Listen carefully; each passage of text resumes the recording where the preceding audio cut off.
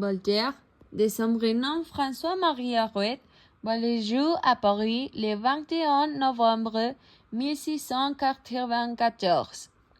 Il incarne l'esprit du siècle des Lumières, une période marquée par l'essor de la raison, de la science et de la philosophie.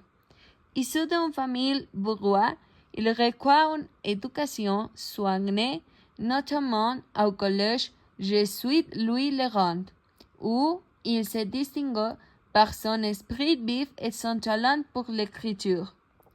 Dans un contexte de monarchie absolue et de forte emprise de l'Église, Voltaire défend la tolérance, la liberté de pensée et la justice. Il critique l'arbitraire, les privilèges et les superstitions. Ses lettres philosophiques, publiées en 1734, sont un plaidoyer pour la liberté et une critique virulente de la société française. Est l'équivalent d'être emprisonné à la Bastille et contraint à l'exil. Voltaire séjourne en Angleterre où il découvre un système politique et social plus ouvert et tolérant. Il s'inspire de la philosophie de Locke et de Nietzsche pour développer sa propre pensée. De retour en France, il poursuit son combat pour les raisons et la justice. Il participe aussi à l'encyclopédie, sur un projet de diffusion du savoir et des idées nouvelles.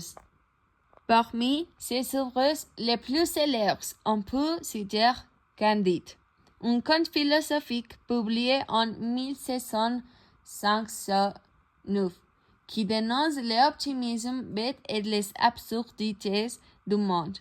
Voltaire y critique la guerre, l'injustice et la misère. Son influence sur la littérature française et sur la pensée européenne est considérable. Il a contribué à façonner l'esprit de la Révolution française et a inspiré les défenseurs des droits de l'homme. Voltaire meurt le 30 mai 1678 à Paris, mais son aura et son message continuent de résonner aujourd'hui. Il reste une figure emblématique de la lutte pour la liberté, la tolérance et la justice.